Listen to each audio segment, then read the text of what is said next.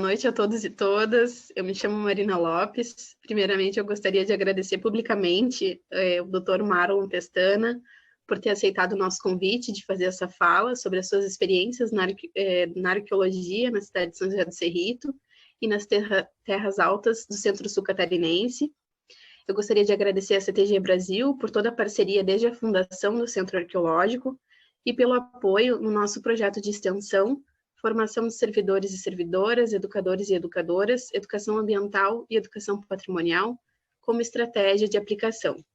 Então, esse projeto foi realizado por mim e pelas biólogas Elizabeth dos Santos e a professora Fernanda D'Agostini, e foi ofertado para as pessoas das cidades de Abdom Batista, Campo Belo do Sul, Cerro Negro, São José do Cerrito e Vargem. Essa é a palestra de encerramento dessa nossa formação, e nada mais justo a gente trazer alguém que tenha atuado diretamente nas cidades contempladas no nosso curso de formação. Então, eu gostaria de agradecer também todas as pessoas que participaram do curso e todas que estão aqui presentes essa noite. Então, eu vou fazer uma breve apresentação do Marlon. O Marlon tem doutorado e mestrado em História pela Universidade do Vale do Rio dos Sinos, a Unicinos, tem especialização em Rio Grande do Sul, Sociedade, Política e Cultura, e tem graduação em História, ambos pela Universidade Federal do Rio Grande, FURG. Atualmente é professor na FURG também, onde atua nos cursos de Agroecologia, Licenciatura em Educação do Campo e História.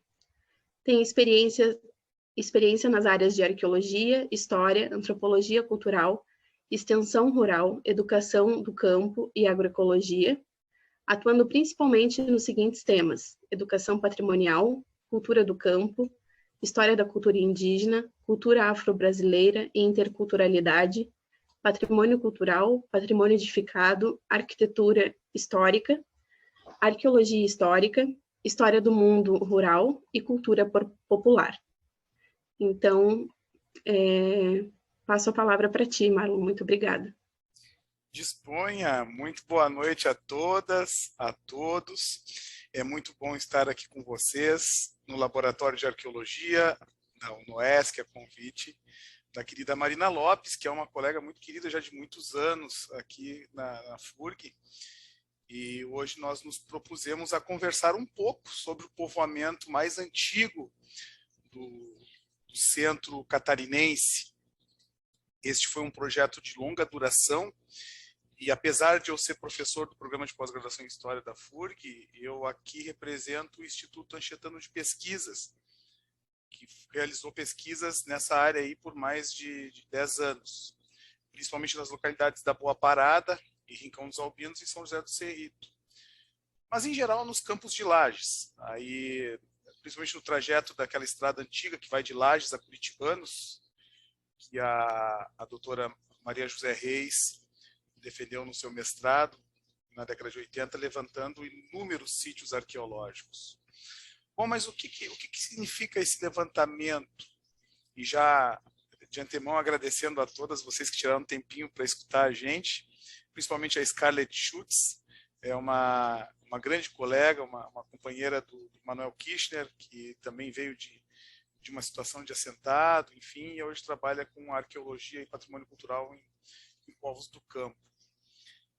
E aí, por volta de entre 2005 e 2015, 10 anos aí de pesquisa, o Instituto Anchetano de Pesquisas, através do padre Pedro Inácio Schmitz, absorveu todo esse material da Maria José Reis, que escreveu seu TCC na Universidade Federal de Santa Catarina, na UFSC, em que ela relata, Maria José Reis, na década de 80, que ela ia de casa em casa, ali entre Lages e Curitibanos, a cavalo, e às vezes de carroça, perguntando para os moradores onde haveria tocas de bugre, casas dos indígenas. Enfim, ela levantou cerca de 800 estruturas subterrâneas entre danceiros, entre aterros-plataforma e outras manifestações na estrutura de engenharia de movimentação de terras, principalmente as palhoças com piso, as palhoças de telhado de palha com piso rebaixado, que se convencionou chamar de casa subterrânea. Então, o padre Schmidt pegou esse material da Maria José Reis e fez o levantamento. E encontrou no Vale do Rio Canoas, principalmente adensado na região de São José dos Cerritos, o maior número de casas subterrâneas concentradas, dividido, então, em 107 casas subterrâneas, estruturas com solo baixo, casas geminadas, casas muito grandes, umas com 20 metros de abertura de boca e 6 metros de profundidade. E isso começou a chamar a atenção dos pesquisadores, dos professores de história da região, dos próprios pesquisadores amadores, enfim, o que são essas estruturas, essas tocas de bugre, enfim, que de forma pejorativa o morador acabava encontrando.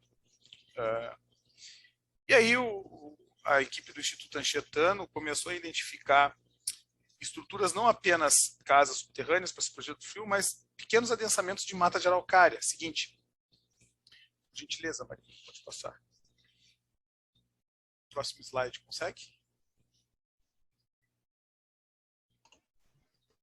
E aí, pesquisando e conferindo as datas, se chegou a um certo horizonte de ocupação pré-colonial, que seria o primeiro povoamento originário dessa região, que nos remonta ali ao 8º milênio antes do presente. E esse povoamento ele não está isolado, ele acaba ocorrendo num primeiro momento em que os campos de cima da serra eles estão mais gelados, mais gélidos e secos. E aí acabam chegando, por volta do 8º milênio, grupos que vêm do Cerrado, que vêm ali daquela região de Goiás, Tocantins, e na região de São José do Cerrito, no Campos de Lages, nessa região, curitibanos, eles vão ocupar áreas de pequenos capões de mato de araucária. E nessas datas, nessas fogueiras, enfim, onde o carvão aparece, surgem pequenos elementos do cotidiano dessas populações G. Então, se identificou entre estes indígenas, essas populações, um contingente tapuia muito forte, não só pelas características da cerâmica, enfim, mas pelo processo de contexto regional. Então, nós temos sítios arqueológicos ali como Içara, Laranjeiras, em Florianópolis, Santa Pera, Cabeçudas, que fazem um horizonte cultural que mostram que grupos de língua G ocuparam e se adensaram para o interior catarinense. Seguinte. E esses dois sítios, tanto da Boa Parada quanto do Rincão dos Albinos, nessa região ali entre Lages e Curitibanos, inclusive em São José do Cerrito, bem próximo ao posto de gasolina, onde fica a Boa Parada, bem na frente do posto de gasolina é onde estão os danceiros, onde estão as casas subterrâneas. As datas oscilaram muito. E com as escavações arqueológicas, tanto eu, quanto o Pat Schmitz, quanto o Marcos Weber, o Jairo Vogue, que são os arqueólogos que escavaram ali, começamos a entender que havia uma disparidade muito grande entre o que se falava sobre os povos G, Coroado, Caingangue, Xoclengo, Laclanon, e o que realmente teria acontecido na expansão da mata de araucária, do pinho brasileiro, das florestas dos pinheirais. Então ficou muito claro, muito evidente que nós não sabíamos muita coisa não sobre a expansão da mata de araucária, sobre a expansão tanto da floresta ambrófila mista quanto dos grandes pinheirais. E aí as primeiras datas a aparecerem no cenário de ocupação, de povoamento, foram no século VI. A primeira data, eu me lembro, foi escavada numa fogueira, foi de 560 depois de Cristo, então século VI ali. Então no século VI, o primeiro adensamento de grupos ceramistas que partem do litoral para o interior começa a chegar nesses pequenos capões de mato de araucária. É a data mais antiga? Não, não é a data mais antiga, mas é a data que mais se compara a esses grupos que começam a povoar o interior de Santa Catarina. A data mais antiga, ela é de um sítio ali da Boa Parada, ela tem 530 anos antes de Cristo. Então, ou seja, quase 2.500 anos, de grupos que ainda não possuíam cerâmica, grupos que tinham uma alta mobilidade e uma densa complexidade social. Ou seja, na época de abundância de alimento, bastante guajuvira, bastante goiaba, bastante pinhão madurado, próximo do inverno, ali em março até julho, esses grupos se aproximavam desses pequenos matinhos de pinheiro. E ali reproduziam todos os seus modos de vida. reocupando as casas subterrâneas, as estruturas subterrâneas, e construindo outras, danceiros, que eram aportes para enterrar seus mortos, cremar seus mortos. Seguinte.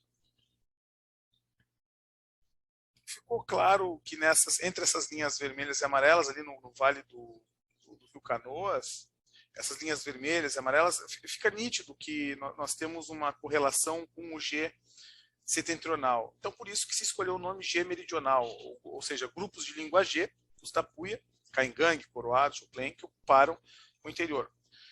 Não tem uma relação direta com grupos de língua tupi, de línguas guarani, a princípio nesse primeiro século VI, VII. Seguinte. E aí, tanto na bacia do Rio Canoas, do Rio Monjolo, toda essa área ocupada, se observou esse mesmo padrão de assentamento, esse padrão de ocupamento. Estruturas, quanto mais antigas, mais espaçadas no território, em agrupamentos de até 107 estruturas subterrâneas, em que havia relatos dos colonos, dos colonizadores que ocuparam o imigrante alemão, o imigrante italiano da região ali, que falava que era praticamente impossível andar de trator nas terras porque a quantidade de estruturas subterrâneas era tão grande que o trator não conseguia parar equilibrado.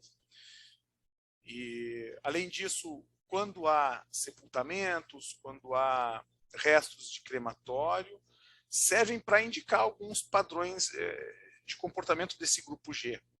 Então se dividiu ali em dois horizontes culturais, um sem cerâmica, que é praticamente o que a gente ficou conhecido ali como Rincão dos Albinos. Aparece um ou outro caco de cerâmica, fragmento de panela de cozinha, mas é muito raro. E um horizonte um pouco mais recente, Boa Parada, próximo da entrada do Rincão dos Albinos, da São José do Cerrito, onde aparece muita pedra lascada e casas maiores. Então já se ficou um pouco mais claro que a partir do século X, ali depois de Cristo, começa um adensamento dessas populações em torno de grandes casas subterrâneas, de grandes estruturas. Seguinte. E aí a ocupação, segundo os primeiros ocupantes da área, os povoadores que adensaram a demografia desse território, os indígenas Caingangue e Xoclen eram representados por mais de 25 mil indivíduos e Xoclen 1.000 indivíduos, uma ocupação regional bastante densa. Mabilde, o engenheiro Mabilde acabou falando sobre essa população, mas os detalhes mais importantes desse processo de povoamento está realmente na quantidade de estruturas semicirculares, de estruturas semidepressivas no solo, em que o arqueólogo Raul Viana consegue fazer um demonstrativo da densidade demográfica, que só nessa região do centro catarinense ali a previsão era, por sítio arqueológico, aproximadamente 5.000 indivíduos, por volta do ano 1000 antes do presente. Seguinte. Então nós tivemos acesso a documentos escritos da história colonial, a glotocronologia, principalmente dos povoados G, e a arqueologia, que basicamente é a história da cultura. Seguinte. Isso nos mostrou um certo padrão, assim, pessoal, muito interessante, que, em geral, esses grupos eles acabam recorrendo à floresta de pinho, aos pinheiros, seguinte, pode passar para o próximo, para poder se proteger da escassez das periódicas secas do verão. Então, em geral, esses grupos saíam do centro, dos campos de lajes, e desciam a serra em direção ao litoral. Daí, os grandes cemitérios indígenas, Içara, Tapera, Itaió, no litoral catarinense. Então, ou seja, na época de seca, o clima é bem mais frio e seco, na época do verão, por volta do ano 1000 antes do presente, esses grupos saem dali e vão para o litoral. Mas no inverno, onde está mais chuvoso, onde está mais úmido, esses grupos acabam ficando no centro, no Planalto, em terras altas, e acabam procurando pinhão madurado. Seguinte. Então, essas línguas, principalmente a língua G, ela está consolidada por volta de 3.000 antes do presente. Então, tem um traço ali que esses grupos vão do ano 3.000 até o ano até o ano 1600 depois de Cristo, mas que se consolida entre os séculos 6 e 17, numa densa ocupação. Seguinte, e aí o que os arqueólogos começaram a observar, e isso provavelmente o Laboratório de Arqueologia da Unesco vai começar a perceber, que de um tempo do ano 1000, do primeiro milênio depois de Cristo, até a chegada da conquista europeia, da invasão europeia, por volta de 1500, acontece uma expansão significativa da mata de araucária angustifolia, dos pinheirais. E esse avanço dos pinheirais, ele também acompanha o avanço da migração do ser humano, das famílias Caingangue, das famílias Choclen. Seguinte. E aí, a própria dispersão no território mostrou que a floresta vai acompanhando os sítios arqueológicos. Então, quanto mais profunda é a casa subterrânea, e essa era uma explicação do Fernando La Salve, muito antiga, de que a casa subterrânea é um processo de adaptação ao clima para fugir do frio.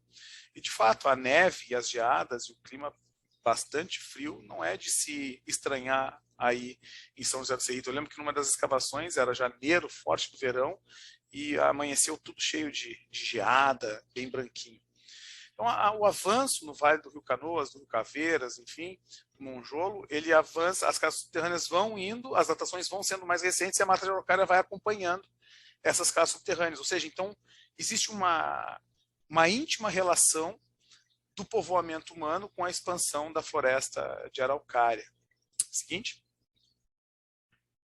No Rincão dos Albinos, há 107 casas encontradas, com a datação dos banhados, ali onde se retirou lodo de dentro dos banhados para fazer a paleopalinologia, que é o estudo dos pólens antigos. O Raul Viana, o arqueólogo de São José do Cerrito, que estava dentro da equipe do Anchetano, acabou identificando que o pólen ele ia acompanhando à medida que os banhados iam se formando no topo das colinas, nos planaltos, e a floresta ia avançando. Então, o próprio pólen da vegetação antiga ia acompanhando também a ocupação do ser humano, ou seja, aonde o ser humano acampava, povoava, construía suas choupanas. As choupanas dos povos G desse período eram parecidas com chapeuzinhos chineses, aquele chapeuzinho de palha chinês, enfim, com um esteio central e a casa subterrânea. E avançando também a floresta. Eles iam manejando ou manipulando o ambiente. Então, dessas casas subterrâneas, praticamente todas elas foram datadas, e as datações elas se concentraram por volta do século VI depois de Cristo, 590, 600, até o ano 1200 depois de Cristo, com um denso núcleo de povoamento por volta do ano 1000. Tanto é que a maior casa datada ali deu o ano 1080 depois de Cristo. A casa tem 20 metros de abertura de boca e 6 metros de profundidade, o equivalente à ocupação de 8 famílias inteiras dentro desse buraco gigantesco. Inclusive precisava de uma escadinha. Essa está ali na Boa Parada, uma casa muito grande. Seguinte. Aqui as estruturas de escavação e como elas foram mapeadas. Inclusive é interessante observar esse comparativo que após muito tempo depois da escavação, um colega nosso foi lá com um drone. Aí ele sobrevoou o drone à área escavada e, olhando de cima, parecia que naquela área tinha ocorrido uma chuva de meteoros, fazendo vários buracos assim.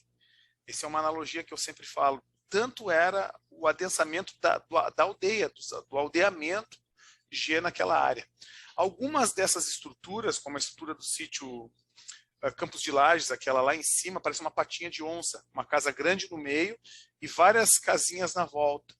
Então elas podem ter algum significado, mas que ainda nos foge ao conhecimento específico, à simbologia específica. A gente sabe da parcialidade clânica entre os Camé e os Cairu, entre os G, mas a gente não atribuiu ainda algum significado.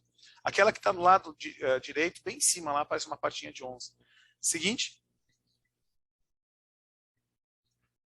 E essa relação muito correlata com os córregos, com o adensamento da mata, da floresta de araucária, tem muito a ver também com os animais, com a caça, com a coleta do pinhão, com a guajuvira, com a guabiroba, com a goiaba, que vão frutificar nesse mesmo período. Mas, em geral, o tracejado do carbono 14 e o tracejado do povoamento desses pequenos capões de araucária demonstrou uma íntima relação do ser humano com a natureza e com os ritmos dessa natureza. Seguinte. Muito interessante observar que esses engenheiros do Planalto, que são esses G, os grupos G nada mais são que os ancestrais ali dos Caingangue e dos Choclen, mas os G meridionais eles são engenheiros do Planalto porque eles movimentam uma quantidade muito grande de solo. É incrível o que esses povoadores originários, esses povoadores iniciais, movimentavam de solo. Praticamente 300 mil metros cúbicos por cada casa.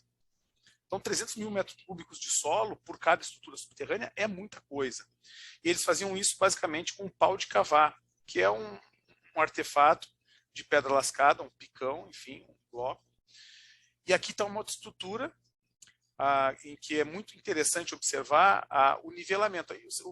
Quando a gente faz educação patrimonial, a Marina sabe muito bem, as crianças perguntam, não, mas não entrava água dentro, mas não entra dentro da água das casas, vão ficar inundados e tal.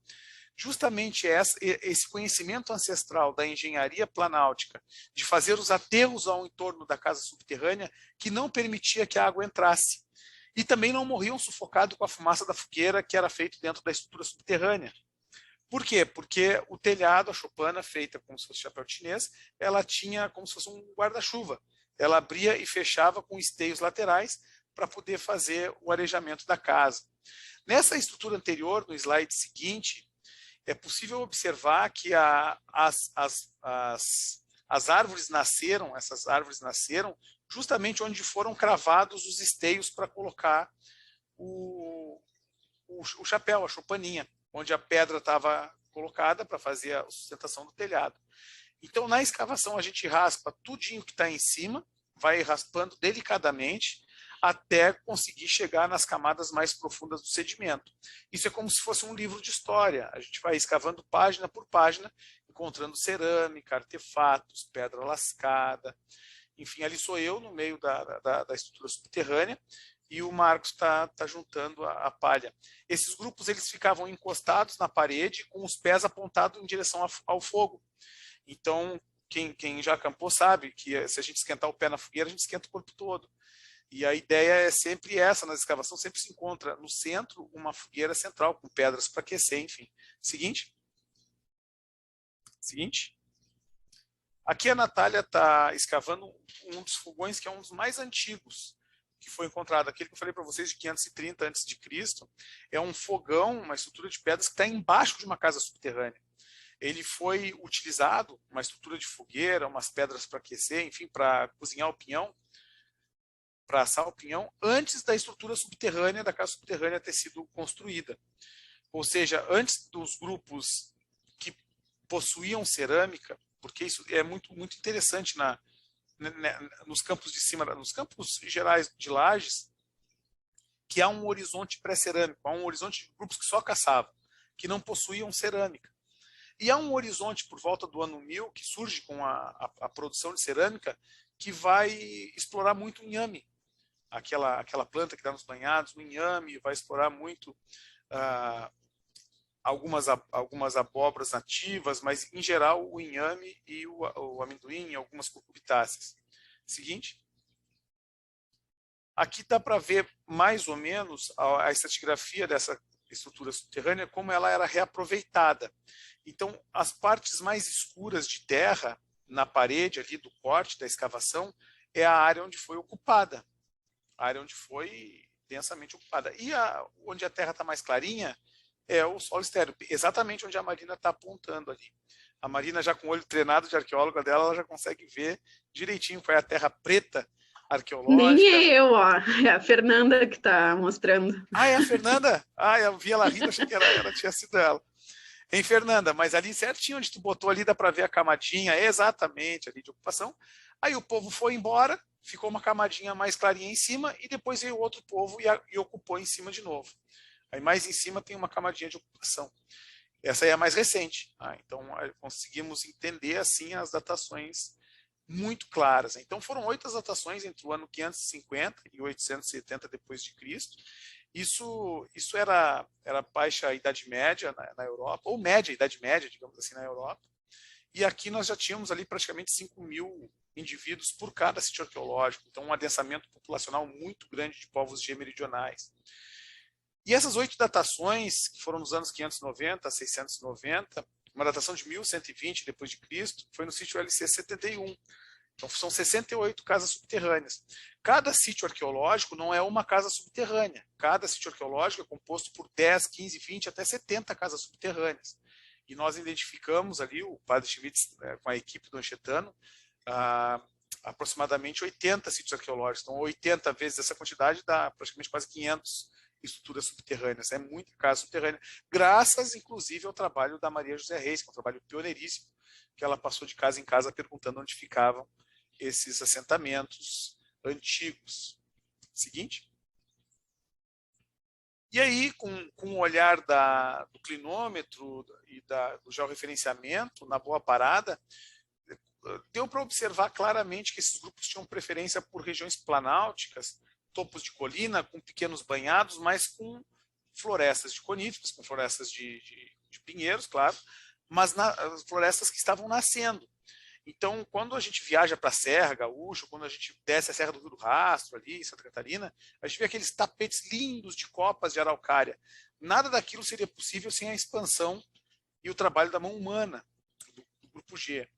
Então, foi densamente povoado. Santa Lúcia do Piauí, em Caxias do Sul também, a gente olha assim aquele monte de mata, e os grupos eles acabam se aglomerando nessas grandes florestas andrófilas mistas para explorar o pinhão. E não é só o pinhão, é o animal também que come o pinhão, a cutia que vai atrás do pinhão, todos os animais atrás do pinhão.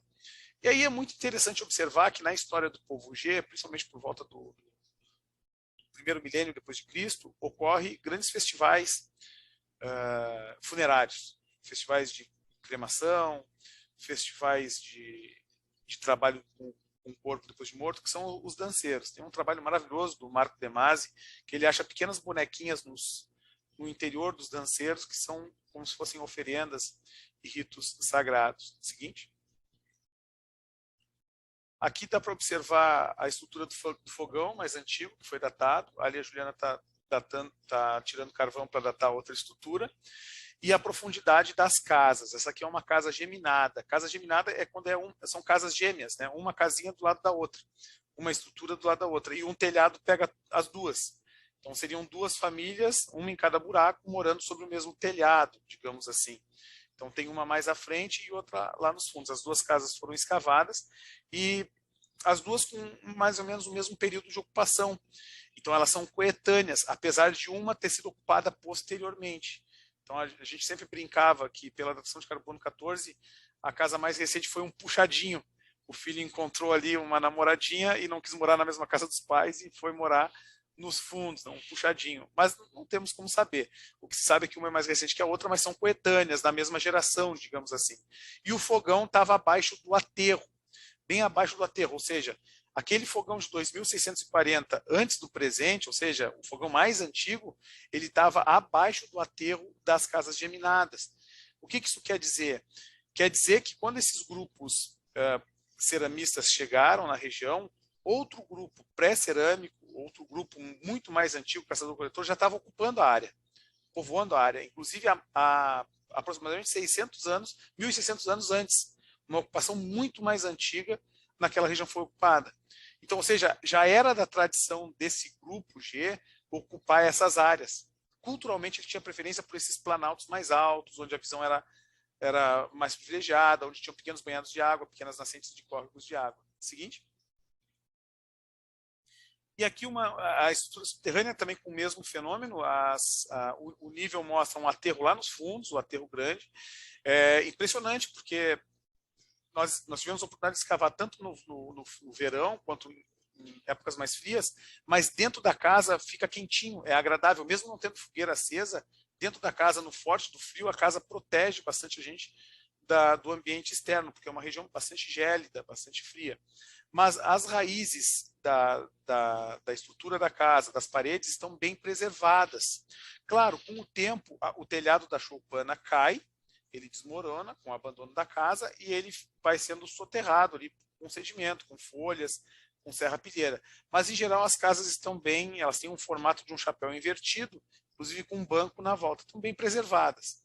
Dentro delas não se encontra muito artefato, os artefatos arqueológicos, lascas, pedras lascadas, pontas de flecha, enfim, estão na volta, estão fora da casa. Dentro da casa se encontra muito pinhão calcinado, pinhão torrado e restos de alimentação, ossos de animais. Seguinte. E aqui, na escavação, é muito difícil a gente olhar os horizontes culturais na escavação originária e encontrar o solo estéril, porque há uma dúvida, inclusive o Padre Vor sempre pensava de que essas casas eram muito mais profundas do que originalmente se pensava. Depois, por causa dos deslizes, do sedimento, elas se aterravam. Mas nós fizemos um esforço de escavar até digamos ali, a greda, até a pissarra mesmo, até aquela rocha mais decomposta. E chegamos a uma profundidade, em casas medianas, de 3,80 metros, 4 metros de profundidade, o que é bem profundo. Então tem um relato do Malbuild, que é o engenheiro das colonizadoras, das empresas colonizadoras, que ele fala que quando eles estavam perseguindo os indígenas por dentro da mata, do nada eles desapareciam. Eles não conseguiam mais achar. Claro, porque eles entravam para dentro da choupana e o telhado de palha caía. Então eles ficavam desaparecidos no ambiente. Eles entravam para dentro dos buracos e fechavam as choupanas de palha. Por cima das choupanas de palha, havia toda aquela folha que desprendia das árvores. Então, quando ele baixava o telhado, praticamente a casa sumia, desaparecia. Uma tática também de sobrevivência dos grupos G. Seguinte. E, claro, numa escavação se vão várias hipóteses, existem várias hipóteses do processo de povoamento originário. Porque a primeira temática, a primeira problemática da pesquisa, do pesquisador, é descobrir qual é o povo originário, qual é a cultura que chegou ali primeiro. Então nós tínhamos a data de 3.000 do G setentrional, que era a data dos sítios mais antigos G, ali em São Paulo, nas casas subterrâneas de São Paulo e de Poços de Caldas, principalmente as casas mais antigas ali. Aquele povo de lá veio para cá e se tornou G meridional, os ancestrais, os antecessores dos Caingangue, dos Xoclen, mas com datas que nós esperávamos ser anteriores a 3.000 anos. Mas lê do engano, a data mais antiga, 2.654, não baixou mais disso. Então, é um povoamento relativamente recente. Não quer dizer que outros grupos, como grupos caçadores-coletores de campo aberto, conhecidos como a tradição Umbu, eles não teriam ocupado outras áreas de campo ao redor. E ocuparam. Nós temos Taió, em Santa Catarina, em que esses grupos de pedra lascada, de instrumentos de pedra lascada, eles ocupam densamente o Vale do Taió, mas não é o caso daqui. E aí ali está o Jairo, está escavando e está mostrando que nesse declive de ocupação, os povos em Boa Parada, Rincão dos Alpinos, no Caveiras, Canoas, eles preferiram solos de áreas decompostas, solos eutróficos, que possibilitavam esse manejo do ambiente. Então, ou seja, esse grupo não era qualquer território que ele estava. Inclusive, já fiz vários trabalhos em Pinhalzinho, em outras regiões aí de Chapecó, Xanxerê, enfim, mas não é o mesmo solo, não é o mesmo território tão bom quanto a região aí dos campos de Lages, assim, entre Lages e Curitibanos. É excelente o processo para moradia, para visualização do território, para caça, pesca e coleta. Território muito bom. Seguinte. O sedimento todo ele é peneirado durante as escavações e não só os sedimentos, eles são flotados, colocados em balde, então todo o minério desce e tudo que é orgânico sobe na flotação. Um balde simples, a gente bota água no balde e bota uma pasada de sedimento. E aí vai mexendo, mexendo, mexendo. E deixa ali descansar um tempo, isso é flotação. Na flotação, tudo mineral desce e os pólens, eles ficam boiando ali, né? Então, a gente pega com uma peneirinha de cozinha mesmo, assim, e bota no microscópio e vê o tamanho da floresta que era na época, os tipos de vegetação que era, e apareceu muito constante nesse período do milênio, aí, do ano 1000, antes do presente, 1060, 1080, apareceu muito marcado a fruta do conde a goiaba, a guajuvira, a guabiroba e o inhame como alimentos principais. Inclusive mais que a caça. Assim, claro, a caça era predominante, sempre tinha pequenos roedores, enfim. Mas a alimentação do inhame, da guabiroba, da goiaba, era impressionante, porque o que tinha de microfitólitos na flotação dessas frutinhas, dessas bolotas da Buffalo era fantástico. Seguinte. E algumas, inclusive, eu tive na Boa Parada, em áreas de desmatamento, o pessoal recorta as araucárias, enfim, desmata e joga as árvores para dentro das casas para fugir do IBAMA, enfim, desmatando e destruindo a região. Mas em áreas que estão preservadas e há o aviso do IFAM ou ao aviso dos pesquisadores, o próprio proprietário não compra esse território ou não usufrui desse território. No Rincão dos Alpinos, nós temos a pousada do Rincão de Tábua, né? O rancho de Tábua, do Gilney.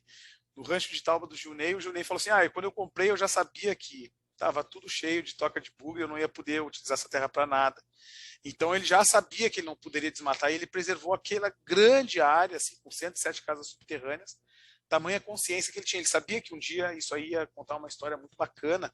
E hoje, inclusive, ele consegue explorar o turismo porque ele vai com os cavalos, enfim, ele faz todo um caminho, ele conhece toda a história da ocupação, do povoamento, ele vai contando a história, falando para o pessoal sobre o povoamento originário.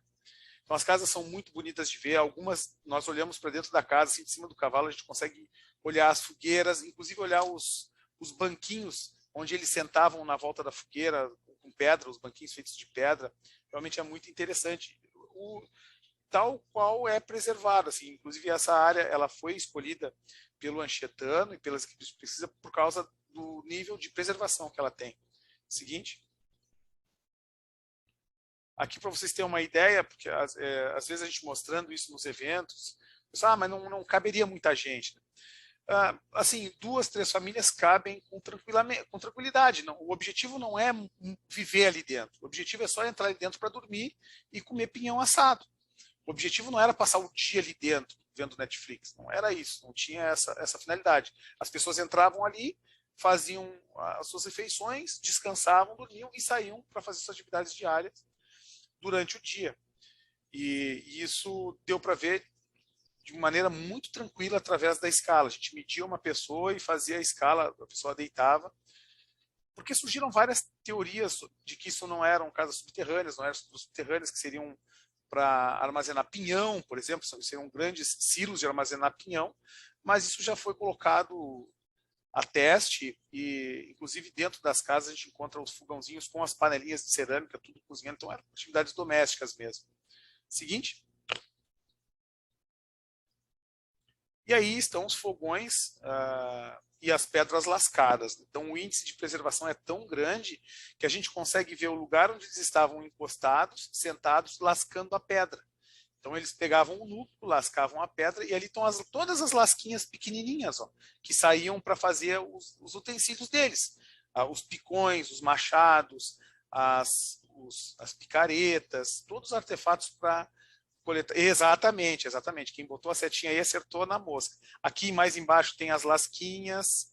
Né, olha ali, ó. Então a gente consegue ver direitinho onde ele debitou a pedra, e o fogão no meio, as áreas de descarte, os artefatos.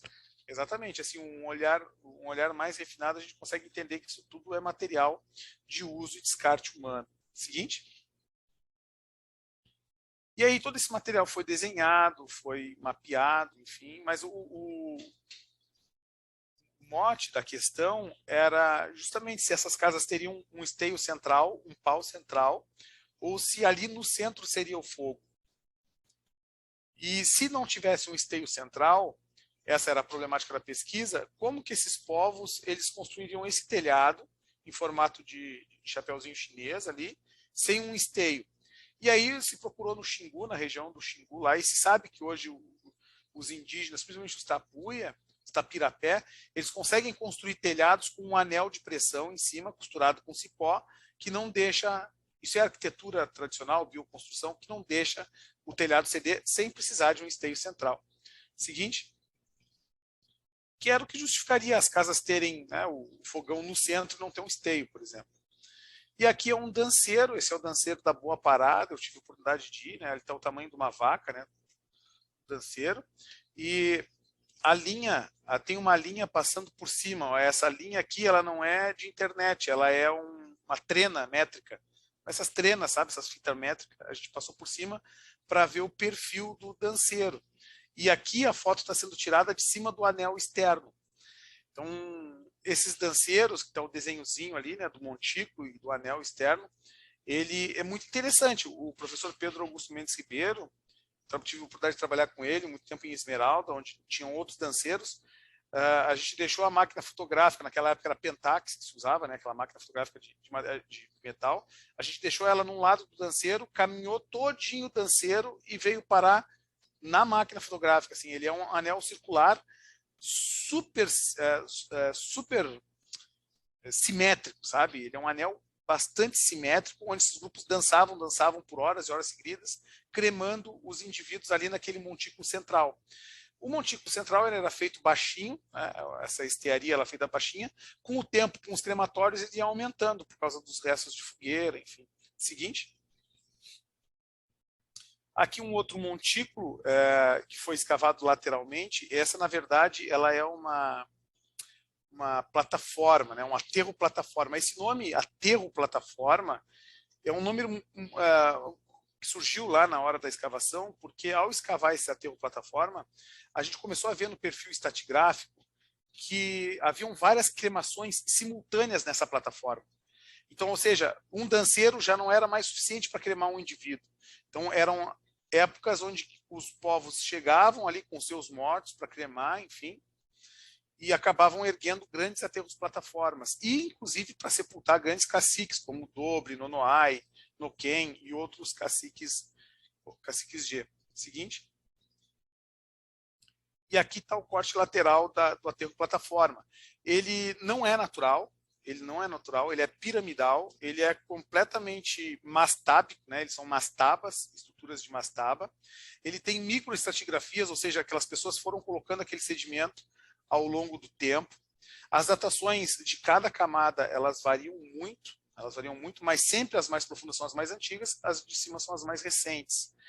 Então, com esses elementos, ficou bastante claro que esse grupo G era um grupo, assim como os G setentrionais, eles eram grupos cremadores, eles cremavam seus indivíduos, eles dançavam os indivíduos. O que significa isso? Entre os Tapirapé, por exemplo, eles dançam o indivíduo, colocam o indivíduo no centro e eles ficam dançando e bebendo as suas xixas, seu cauim, até o indivíduo inchar. Então, eles bebem e dançam o indivíduo para depois cremar. Isso gera muito sedimento, ocasionando essas grandes mastabas, esses grandes aterros plataforma. Seguinte. E na escavação, o que mais aparecia era pequenas lascas de osso, no caso, porque numa cremação por muitos dias é muito difícil sobrar alguma coisa. O solo fica muito cinza, solo muito compactado, muito colágeno humano, muito amido, muita gordura do corpo, a molécula se expande e fica um solo de colágeno. Então, se acha muito lasquinha de osso humano. Mas é possível ver as marcas, pode passar, as marcas bem tranquilas desses crematórios. No sítio 43, no Campos de Laje 43, 690 a.C., sem cerâmica, foram várias estruturas de fogueira, as mais antigas da região. Então, essas 20 datações, elas deram de 990 até 1630. Lembrando que essas datações, elas vão até ali o século XVII da invasão europeia. Então, no século XVII, 1630, nós estamos na primeira fase missioneira aqui no Rio Grande do Sul. Aí, em Santa Catarina, a ocupação e o avanço colonizatório ele vai se dar ali no século XIX. Então, mesmo assim, esses grupos já estão sentindo a chegada do colonizador ali por volta de 1630. Então, as datações estão indicando que, mesmo não tendo havido ainda a chegada da presença física do colonizador, esses grupos já estão sentindo as doenças, as varíolas, as gripes, mesmo sem ter chegado a pessoa, já chegaram as moléstias do branco por volta de 1630, quando o grupo começa a se dispersar. Seguinte. Aqui em Santo Antônio dos Pinhos, onde algumas casas subterrâneas, a pesquisa, na verdade, ela acabou sendo interrompida aí, ali na igreja de São Pedro, na capela de São Pedro, os padres nos recebiam, nós dormíamos ali bem pertinho do centro de São José do Cerrito, e o trabalho ia continuar a partir daí, a partir de Santo Antônio do Pinho, mas acabou que não teve mais investimento e o trabalho não foi para frente, Santo Antônio dos Pinhos. Mas é um trabalho que estava ligando com as datas de Vacaria, aqui no Rio Grande do Sul, com as datas de Taió e com as datas de São Marcos, também no Rio Grande do Sul. São datas que giram entre 800 e o ano 1000. Ou seja, estávamos próximos de chegar num núcleo de povoamento, num adensamento G mais forte aqui do meridiano, que seria como se fosse um conjunto de cacicados. O Nonoai, o Guari e os caciques em suas determinadas regiões, eles teriam se unido para poder explorar melhor aquela região. Seguinte. Aqui uma vista aérea sobre como eles se comportam nessa região. Os arqueólogos têm essa questão de procurar na beira dos rios, enfim, mas, na verdade, eles preferiam sempre esses pequenos córregos, nascentes e açudes de cima desses planaltos, dessas áreas mais altas, enfim. E o riozinho fica passando pelo meio. Então, as antigas estradas, elas acompanhavam os córregos e os sítios arqueológicos ficavam nos altos. Então, desses altos ficava fácil de observar os transeuntes pela margem dos rios e também pelas estradas antigas. Seguinte. Inclusive, em dias assim mais secos, que não estava tão úmido, dias mais clarinhos, de cima de São José do Cerrito, a gente conseguia ver curitibanos lá longe, assim. Dava para ver curitibanos no horizonte, que era uma visão privilegiada que provavelmente esses grupos também tinham. Então aqui a estrutura semicircular, a maior casa, né, a casa que realmente nos pegou de surpresa, com 20 metros de abertura de boca e 6 metros de profundidade. É uma estrutura subterrânea muito significativa e ela tem uma ocupação ali de quase 20 gerações, então imagina, dá com certeza mais de 200 anos de ocupação. E dá para observar pela curva de nível que ela está numa área que já é uma plataforma, que já é uma área densamente ocupada. E na outra área, por mais 2, 3 quilômetros, outros sítios arqueológicos são possíveis de ver na montanha. Por exemplo, eles estão no topo de uma montanha. Eles conseguem ver o outro grupo na outra montanha, sabe? Eles estão no topo de uma montanha, fazendo suas fogueiras, suas coisas, conseguem ver o grupo que é parceiro, o grupo clânico deles, no outro topo. Eles nunca ocupam as terras baixas, sempre no alto. Seguinte. E aqui está, então, essa estrutura, essa casa subterrânea, uma delas, germinadas no topo. Em cima da casa, lá nos fundos, no plano de fundo da foto, está o outro morro. Então, além de um domínio territorial, a complexidade social desses grupos, segundo Marcos Weber, é justamente a domesticação da paisagem. Eles domesticam a paisagem de tal maneira que eles conseguem observar onde estão os determinados assentamentos. Tanto é que lugares onde não tem muito boa visibilidade, muito raramente a gente encontra sítios arqueológicos, muito raramente. Seguinte.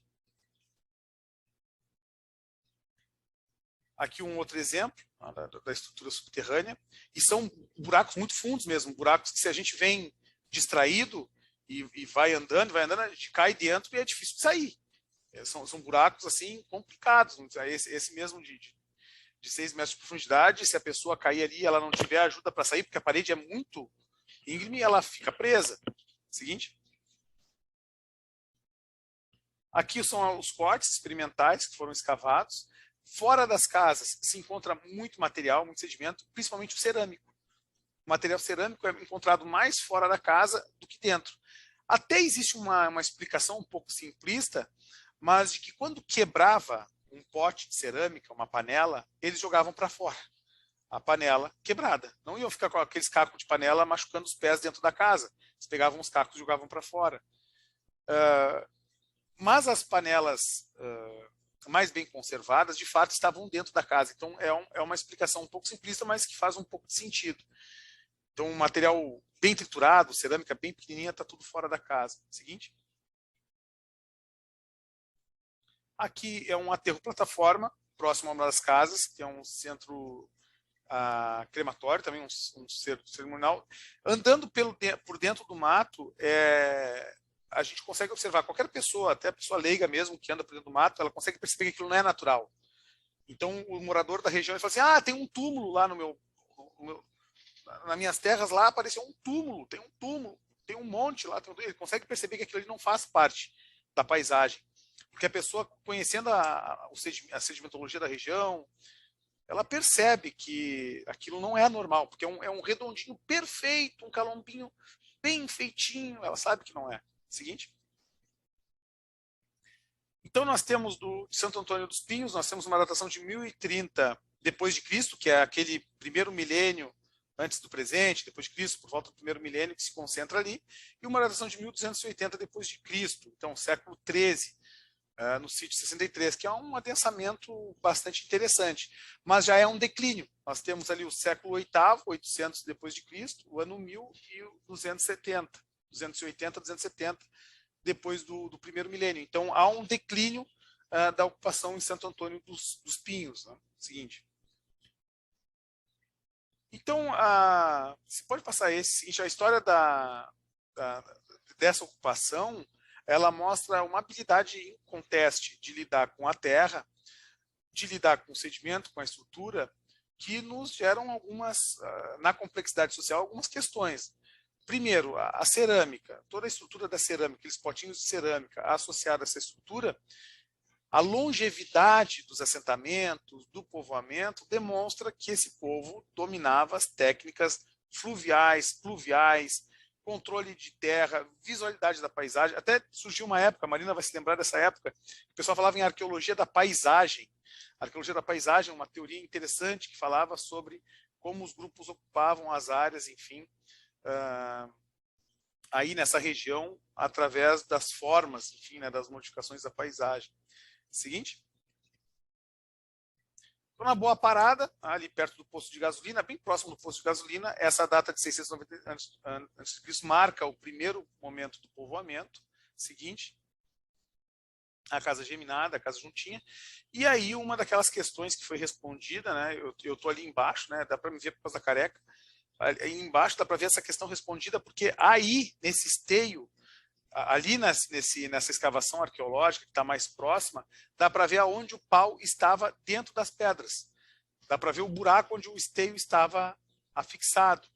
Então tem as pedras na volta do esteio e o pau. Então se descobriu de que muitas das vezes o esteio central da casa ele não estava associado ao centro da casa, mas a alguns lados específicos do assentamento, justamente para colocar alguma esteira, alguma rede, alguma coisa, mas as pedras estão fazendo um círculo direitinho na volta do esteio. Pedras decompostas que não eram pedras necessariamente para lascar, mas pedras para firmar aquele pedaço de madeira. Seguinte. Então, nós tivemos ali 4 aterros-plataforma, um danceiro com estruturas anelares, montículos, 21 casas com datas de carbono 14, que cobrem do século ali, 16 ao século 17.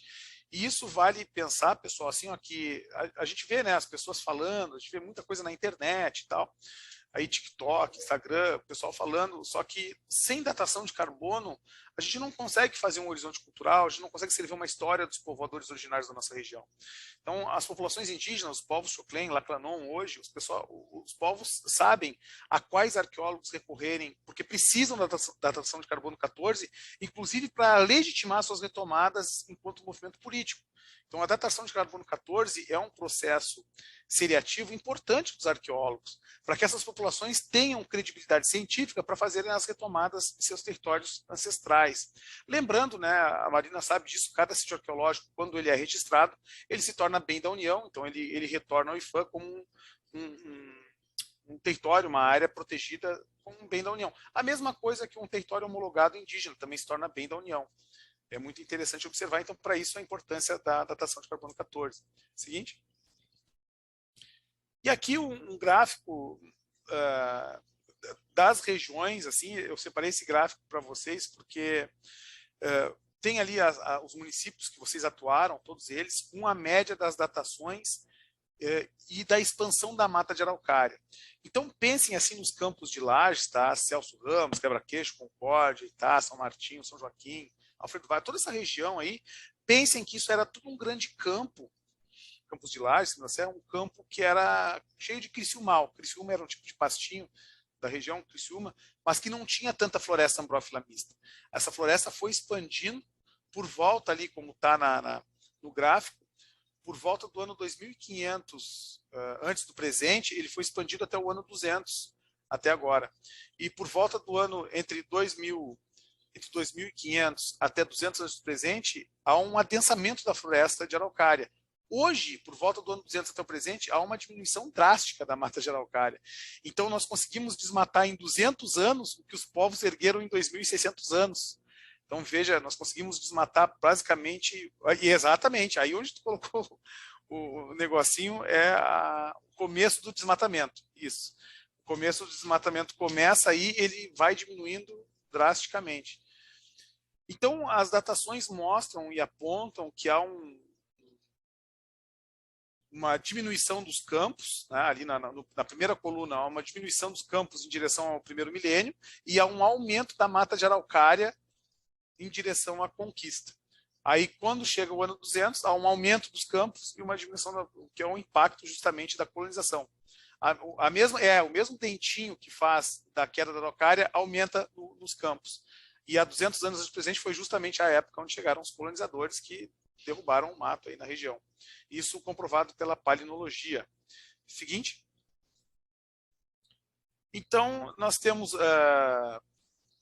uma configuração de Santo Antônio dos Pinhos, Boa Parada, Rincão dos Alpinos, ali o Rancho de Tábua, São José dos Cerritos, onde mostram um adensamento populacional. Aí vocês vão perguntar, tá, mas e nas outras regiões, Celso Ramos, todas as outras regiões ali, né, já em cima da serra, haveria também conjuntos como esse? Claro que há casas subterrâneas, mas não tão conglomerados como esse.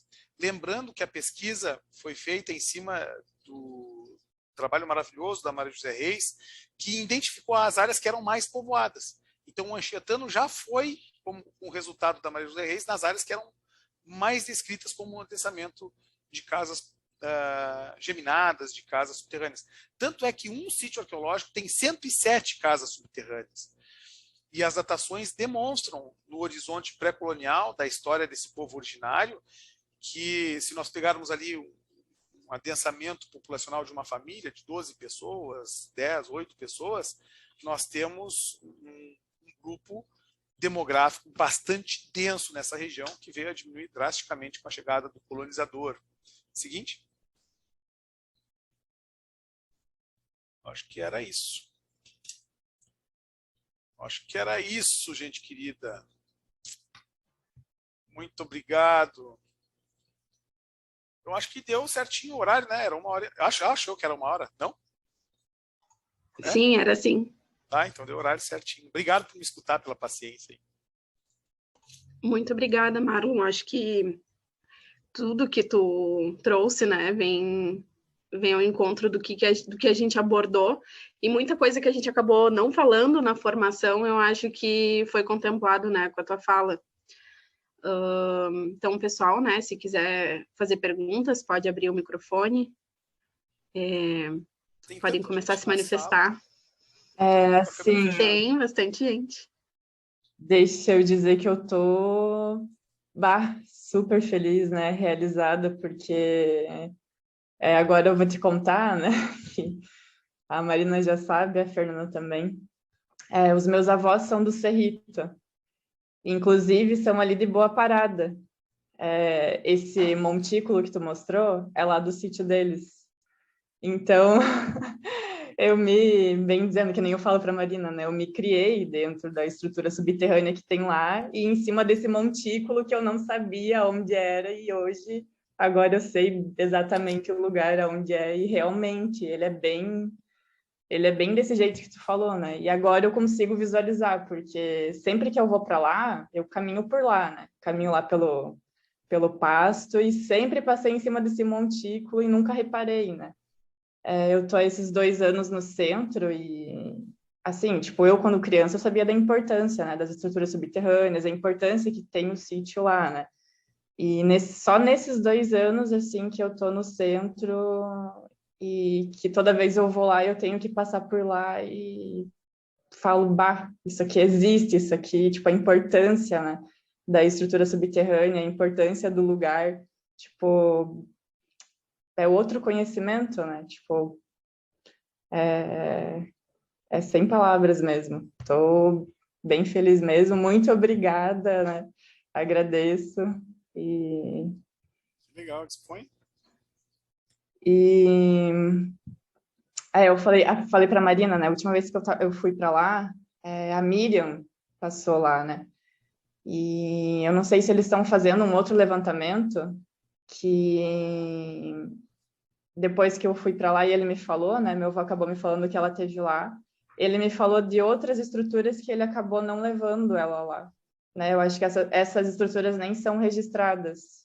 Não sei se tu teria algum conhecimento ou se... A Miriam Carboneira? Isso, aham. Então, não, sim, o pessoal tá... como são tantas, né, Elizabeth? São muitas. Na Boa Parada é do outro lado do posto de gasolina. Tem Isso, o anel fica do mesmo lado do posto, né? Atravessando a cerca e os montículos do outro bem lado. nesse sítio aí, é bem do ladinho do posto. Tem vários. Cada vez que a gente pega o cavalo para andar por lá, aparecem novas estruturas. Eu e o Rafael Cortelete, cuida só, a gente pegou papel higiênico para amarrar em cada casa subterrânea, a gente ia fazer uma bandeirolinha de papel higiênico para poder marcar, então, para não confundir as casas. Então a gente chegava na casa, essa aqui já tem papel higiênico amarrado, então não, já mapeamos essa, então vai numa que não tem papel higiênico amarrado. Então eram muitas as casas mesmo. Se a gente for multiplicar isso demograficamente pela quantidade de famílias, mesmo não sendo coetâneas, é um povo muito grande. Do que a gente sabe agora, né? Porque ele me falou que antigamente era, né, tipo, aparecia assim, né? E que nem tu falou, tipo, com o tempo, né, ela vai se perdendo, né? As estruturas acabam se fechando porque não tem esse conhecimento do que é, né, as estruturas. E ele falou que antigamente tinham muito mais, né? Exatamente. E é muito interessante isso, porque essas estruturas e o danceiro, ele está sempre repleto de muita superstição. Na região, a gente sempre chega e as pessoas sempre têm visagem, sempre veem coisas, sempre tem luz que brota desses danceiros, sempre tem noite de lua cheia, quando a gente chega no danceiro tem uma energia super diferente, o celular não pega ali, tem toda uma coisa. Então, se a gente pergunta para essas pessoas, elas sabem onde é. É muito fácil de mapear essas estruturas, porque, onde é que tem toca de bugre, buraco de bugre e tal, o pessoal localiza. Só que para mapear é complicado realmente, porque aquela história realmente do Raul, que ele pegou o drone, parecia que tinha sido uma chuva de meteoros de tanto buraco assim na paisagem, tudo furado, tudo parecia um queijo suíço. Aí o padre Schmitz teve uma ideia de fazer a gestão das datações de base e topo para ver se realmente eram coetâneas ou se tinha alguma coisa a ver com o espírito. E aí, o que isso significa? Quando terminava a ocupação de uma casa, eles abriam outro buraco do lado. Aí o padre Schmitz, mas o que está acontecendo? Aí o Marcos perguntou para ele, né? Falou assim, esse povo tem cultura, esse povo ele não mora numa casa abandonada, numa casa que tinha outros espíritos ancestrais. E as datas começaram a bater. Toda a casa de topo, de final de ocupação da casa, eram outras casas abertas no entorno. É interessante porque menos as casas sendo reocupadas, elas tinham um limite de reocupação. Dava para reocupar aquela casa enquanto ela estava sustentando. Depois de um certo problema, a família abandonava e não voltava a ocupar o mesmo nicho. É muito interessante. Tem alguns comentários aqui, primeiro do Rodrigo Franco, muito legal o conteúdo apresentado, adorei as fotos para demonstrar e ilustrar esse material ao longo da apresentação. A Deise colocou, é sempre um privilégio aprender um pouco mais sobre os povos originários. E a Ana Maria colocou, muitos proprietários aterram, é comum isso aparecer nas conversas das pessoas de mais idade. Eu até estava lembrando, né? Às vezes o pessoal também tem receio, né? De dizer que tem essas estruturas no seu terreno. Já aconteceu de eu estar fazendo um campo em Lages e a gente achou, né? Eram 3 estruturas e o o proprietário que estava ali dizia que não, que aquilo era fogão, era fogueira que ele mesmo fazia, mas claramente eram estruturas subterrâneas, né? Exatamente. Inclusive, queria abrir um adendo aqui que está presente na nossa fala, aqui no nosso encontro, o Gordo da Costa Arqueologia, eu acho que é ele que está aqui, um grande amigo meu, esteve visitando as escavações, o Juliano Bittencourt também esteve visitando as escavações de São José do Cerrito. É fantástico, o pessoal que foi visitar se impressionou com o tamanho da abertura do sedimento das estruturas. Então, eu não consigo perceber hoje a continuidade desses projetos. O Padre Schmitz acabou se aposentando, enfim, mas fica com os mais novos, aí, com as empresas mais novas, né? A Marina, a Gaia, a Costa Arqueologia, o Juliano, todo mundo que puder participar, inclusive com a iniciativa privada ou mesmo com projetos de pesquisa, vocês, do Laboratório de Arqueologia, escavar uma casa subterrânea é fantástico, assim, principalmente quando aparecem sepultamentos. Quando, assim, o filé que eu gostava era encontrar a fogueirinha do meio da casa, porque a fogueirinha do meio da casa, o fogão do meio da casa, era feito com várias pedras de aquecer, que é um basalto mais sedimentar, que ele aquecia de tal forma que mesmo depois da fogueira virar só brasa, aquela pedrinha esquentava todo o ambiente, assim, né? A pedra de aquecer. Então a gente consegue observar direitinho onde as pessoas sentavam, onde as pessoas ficavam, onde tinham os banquinhos dentro da estrutura. É um convite que eu faço a todos vocês aí, encaminhar um projeto. Eu sei que não é fácil, mas de uma escavação de uma casa subterrânea, uma casa grande, olha, vale muito a pena, sabe? É uma experiência que vocês aí dos Campos de Lages merecem. Assim, chamar os professores de história, por exemplo, os professores de geografia para escavar a casa. Ou reconstruir. Lá em Nonoai, eles estão reconstruindo, estão fazendo uma casa subterrânea. Os indígenas Caingangue, lá no Toldo de Guarita, eles estão fazendo. Abriram um buraco com um pau de cavar, fizeram um aterro e construíram o telhadinho de Chopana. Muito bacana. Inclusive, eles utilizaram esse livrinho aqui, ó, As Casas Subterrâneas de São José do Cerrito, para fazer a estrutura lá em Guarita, assim, né? Eles que aqui estava mais fácil de ver a estrutura, os esteios, os specs. Muito bacana, é muito bacana ver que a população indígena está se apropriando, né? Está se empoderando desse material para recriar sua cultura, suas estruturas. Tem outros comentários aqui. Ana Paula dizendo ótima palestra, parabéns. O Juliano da Costa Arqueologia dizendo sou eu sim, Marlon, é sempre bom te ouvir. Tivemos o prazer de visitar vocês durante as escavações, trabalho incrível. A Dayana, ótima palestra, adorei conhecer um pouco desse assunto. A Scarlett, belíssima essa palestra. Realmente, o Manuel não exagerou quando disse o quanto enriquecedora seria. E aí o Chayan quer fazer um comentário. Se tu quiser abrir o microfone, Chayan.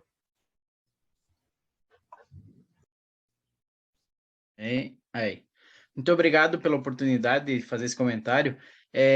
Até desde que, né, vocês iniciaram o curso, eu achei muito interessante, até porque muita coisa que já tinha, no caso aqui, eu tive a oportunidade de entender um pouco mais, né, do que significava, né? Até a gente falou da questão dos sítios ali.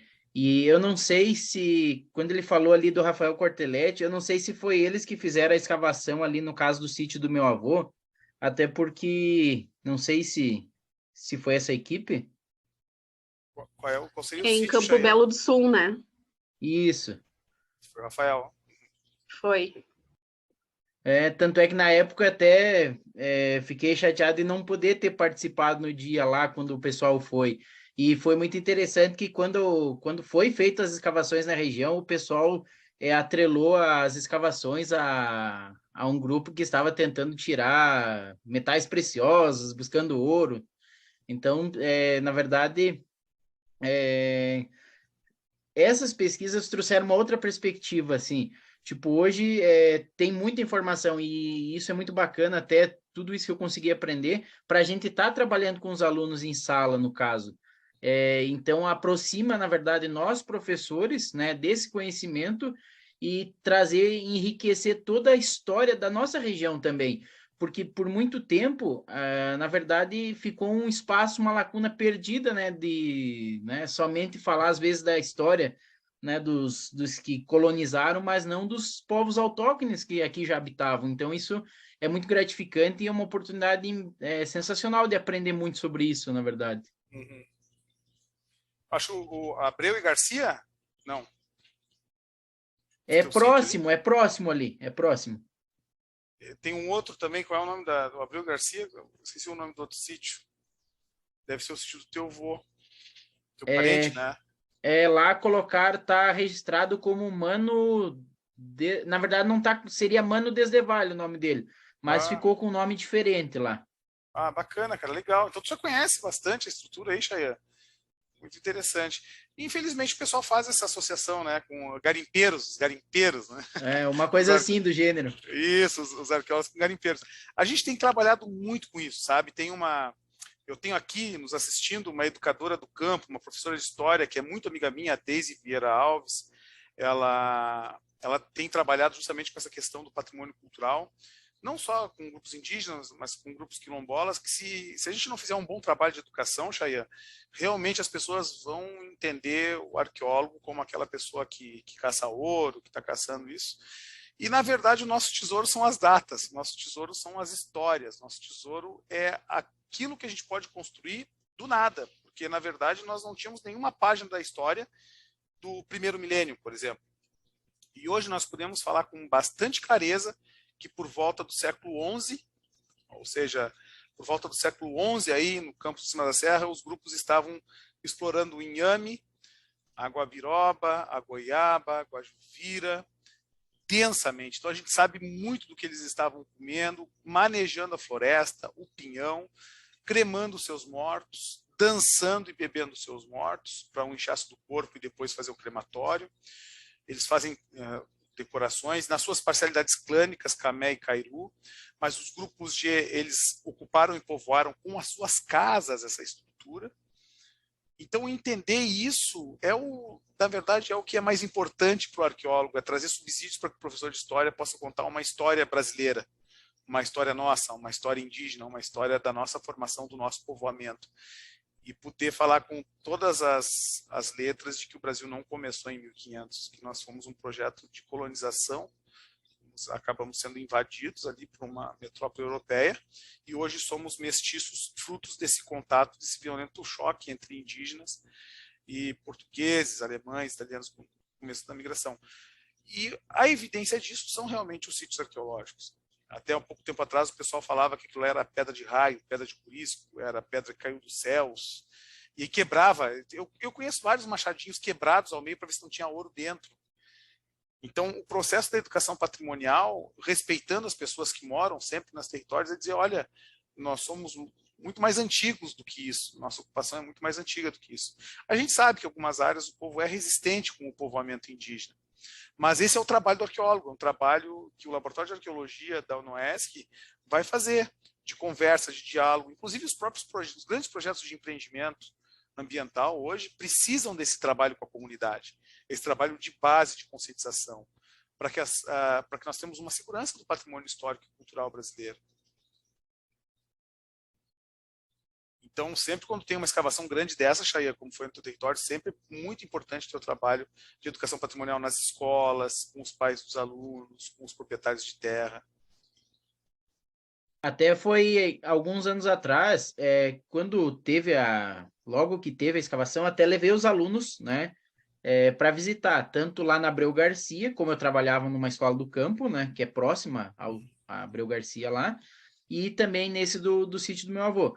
Daí eu trouxe eles, a gente abordou, só porque, querendo ou não, hoje já tem uma bagagem maior, né, sobre, né, todos os aspectos, né, tanto da cultura deles. Então, na época ali, tinha muito pouca informação, no caso, para estar abordando com esses alunos. Então, hoje, né, graças a essas pesquisas, essas escavações, né, tem muito material, acho que tem uma literatura bem bacana, até se eu tiver a oportunidade de estar me aprofundando mais, né, é importante até para a gente estar abordando com os alunos, na verdade. Com certeza. A Deise aqui também, minha colega aqui, da mesma universidade que eu, a Deise é parceira também da Escola do Campo, a professora do campo, Deise Vieira Alves, e ela sabe a importância de trabalhar com essas comunidades camponesas na volta dos sítios arqueológicos. Porque é uma cultura bastante adensada sobre o povoamento, então não dá para chegar escavando assim sem conversar com eles, senão eles vão ter toda a gama de interpretações. E são aliados importantíssimos para qualquer projeto de empreendimento e para qualquer atividade de pesquisa. E eu acho que uma das questões mais importantes, né, é a questão da mudança da cultura de preservação, porque aqui eu vejo, principalmente onde eu moro, que quando se fala em algo histórico, a primeira coisa que vem na mentalidade das pessoas é a questão do próprio tombamento, né? Então eles pensam, não, eu vou destruir, eu vou eliminar isso aqui para que, né, depois não tenha que estar me incomodando com essas questões ali. Então já teve várias coisas históricas aqui, por exemplo, que, né, já deram um fim, né, antes mesmo de iniciar um processo de tombamento. Só que esse trabalho que a gente acaba fazendo na escola, às vezes vai mudando essa mentalidade, na verdade. Existe esse medo de perder as terras. Vou perder as terras, enfim, vai tombar, vou perder as terras. Mas por trás disso há uma desinformação, que não é culpa do colono, claro, mas uma desinformação que é uma política de esquecimento do Estado, de apagamento da nossa história originária. Isso é uma política de apagamento, assim, feita há muitos anos, desde o período colonial, imperial, de que essas estruturas elas não merecem ser relembradas. E, de fato, o pessoal, inclusive, tem aqui o próprio preconceito cultural de que não é pirâmide, não é artefato de pedra, não precisa ser preservado. Então, há um discurso do Estado sobre a invisibilidade desse patrimônio arqueológico. Mas eu acredito que vocês que estão aqui nessa sala comigo, a Scarlett, a Deise, o Chayane, Rodrigo Franco, a Delícia, a Silmara, a Daniele, a Solange, todos que estão aqui, né, a Marquiele, a Josiana, tem bastante gente, né? Wesley, a Cauane, a Edna, todos vocês, Edenilce, a Eliane, podem fazer o iPhone da Dayana. É que a gente só vê as coisinhas escritas, né? Não vê os rostinhos. Todos vocês podem fazer a diferença aí onde vocês estão. É Joaçaba, né, Marina? É Joaçaba, sim, né? O centro arqueológico fica em Joaçaba. O centro arqueológico. Legal. Joaçaba tem tupis também em Joaçaba, tem centro arqueológico Guarani. Mas tem muito G, né? É um território bastante tapuia, assim, tem muito G, muita tradição taquara, é muito bacana. E todo dia dá para se descobrir sítio novo, é só ter o gostinho de ir a campo, que se encontra muito material para vocês pesquisarem, assim, fazer seus TCCs, fazer as suas dissertações, é muito bacana. E convidem os indígenas, por favor. A Solange Laclanon, eu convidei ela para assistir. Convidem os indígenas daí de Joaçaba e tal, que eles vão adorar participar das escavações, participar do campo, encontrar esse material, assim, é muito bacana. Agora é o desafio dos recursos, né? Porque para todas essas atividades tem que ter os recursos, né? Verdade. Aqui nós cortaram tudo também. Sim. Mas, Marlon, queria te agradecer imensamente, né, por essa aula, né, que tu nos deu. Muito obrigada, pessoal, por estarem aqui, né, também até agora. A gente teve bastante gente participando e eu vi que o pessoal ficou até o final, então o pessoal teve interesse mesmo no tema, né, na fala. E sobre os certificados, a gente não precisa preencher nenhuma lista de presença, porque o Zoom ele já nos libera um relatório. Então, a gente consegue saber todo mundo que esteve aqui, né? E todo mundo, o tempo que ficou, então tá tudo certo. Não se preocupem com isso. E aí a certificação provavelmente leva em média de 1 mês, porque ela é pela universidade, e aí chega direto no e-mail de vocês. Então, não sei se alguém tem mais alguma coisa para falar. O pessoal está agradecendo no chat. Eu acho que é isso. Podemos encerrar por aqui. Certo, pessoal? Certo. Muito obrigado, gente. Tchau, tchau. Obrigada. Tchau. Valeu. Tchau, tchau. Muito obrigado.